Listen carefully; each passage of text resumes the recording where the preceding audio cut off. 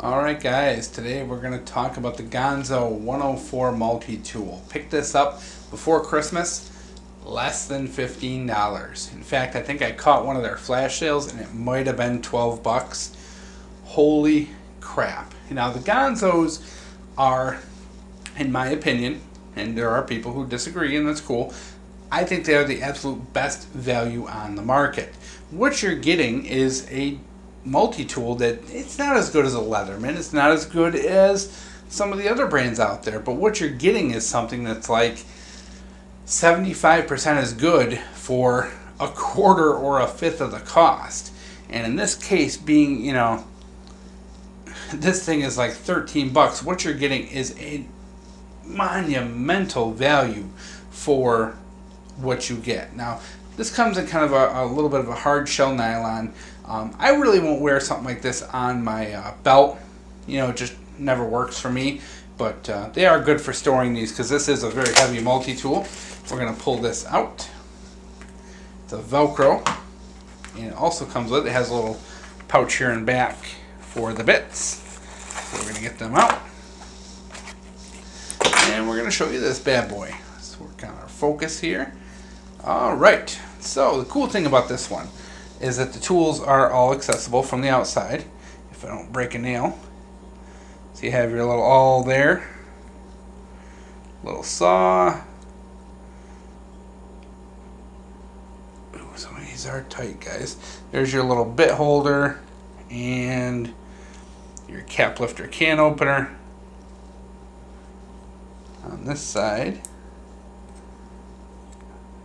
your straight blade, your screwdrivers,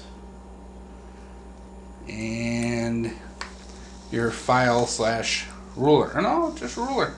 No file on there. Wait. Oh no, it is a file. My bad. So yeah, so there it is, kind of butterflied out. Blade steel is 440. I think the rest of that is like a 2CR13 or a 7CR13. Nothing spectacular for the body of it, but the tools at least are 440, and their 440 is actually done very well.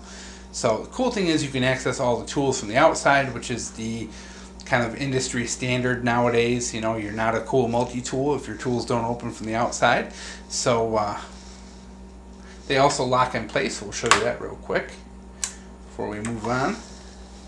Guess we've seen those enough. Alright, so they lock in place. No, they don't lock in place. Who am I kidding? I thought they did.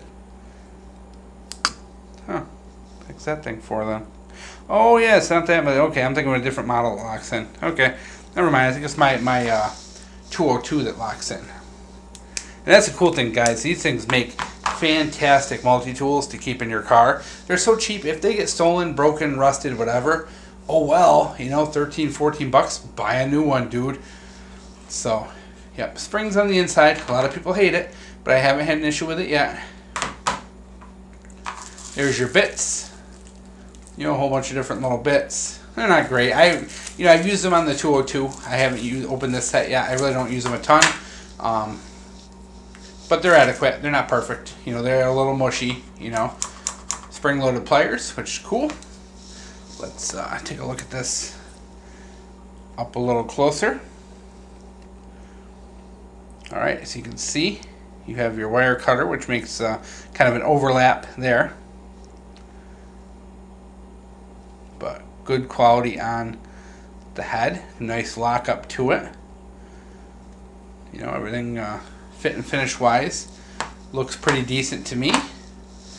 So overall, guys, this is a very adequate tool. It's very heavy. It's very bulky. It's not, for those guys who are counting ounces.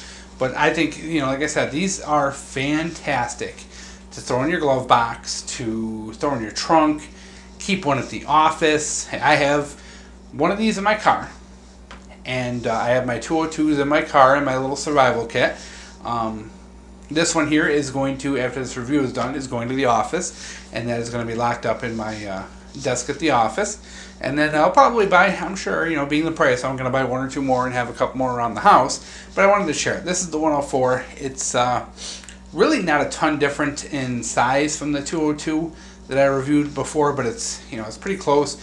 In appearance wise, you look at the price and you think it's going to be like this little tiny little multi-tool.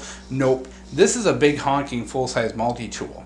Now, why this is cheaper than the 202 and the 302 and all those different models, I'm not 100% sure. I think it's really just in the simplicity of the handles, the fact that they're skeletonized.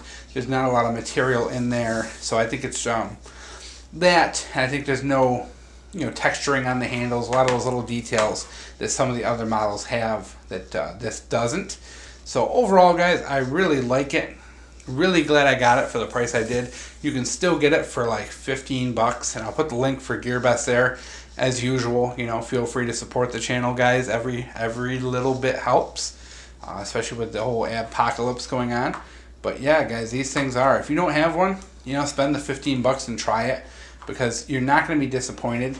And if you are disappointed, you really kind of need to rethink things, because at this price range, you could go to Walmart and buy a multi-tool, and it's going to be a cheap piece of crap that's going to fall apart on you. This is an actual tool that will last and survive hard use for under $20, which is why I like it.